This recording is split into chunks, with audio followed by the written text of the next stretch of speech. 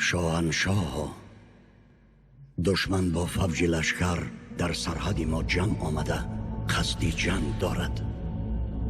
مگر قوه هست که با مقابل لشکر جنگ آزموده ما ایستادگری کرده بتواند؟ آنها به کشور ما هجوم کردند، نه ما.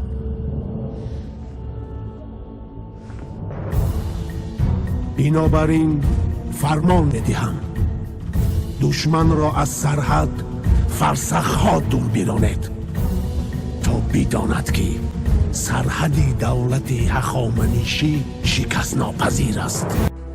سپیتمن، رادمرد از دیار خراسان.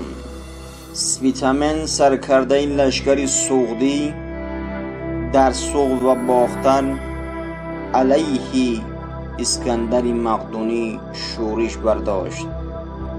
مورخان معاصر او را یکی از مخالفین شدید اسکندر می‌دانند. سپیتمن نماینده اشراف سغدی در خدمت هخامنشی ها بود.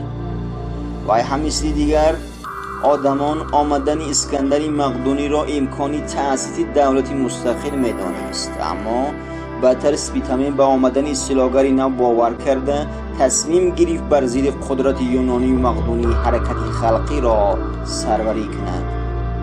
یکی از واقعه های حل کننده جنگ پالیتیمت دریای زرافشان در نزدیکی سمرقند بود که سپیتمن باری اول در لشکرکشی 7 ساله اسکندر مقدونی توانست لشکری سرکرده های منیدومس، سکاران و اندروماخه را تارمار کند. با شرافت رهبری توانای سپیتمن و برای یونانی ها خطر جدی به عمل آورد.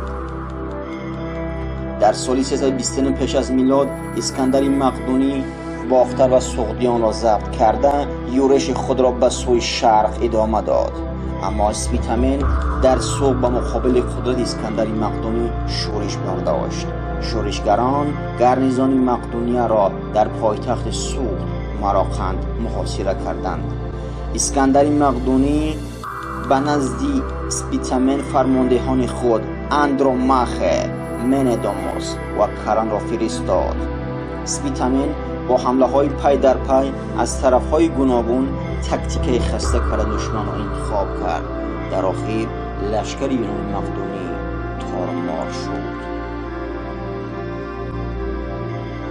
شناختی تاریخ گذشته رادمردان برای امروز درس عبرت است.